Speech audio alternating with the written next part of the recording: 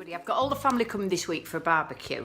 You need to get ahead with these spare ribs, but I promise you, you will be rewarded with the most delicious, succulent pork. It just falls off the bone. You can put it into buns or you can serve it as spare ribs. Absolutely awesome. Let me show you. So I'm starting by mixing the sauce. It's all in the recipe and it's all just blitzed together. And then you need a pan big enough. I'm doing 2 kilograms of spare ribs here, but it's up to you. And then you boil those just for 10 minutes. Take them out of the boiling water, dry on kitchen paper, paint over with that sauce, and then leave them to marinate for at least 6 hours, but I left mine overnight. And then they cook for 10 hours in a really low oven.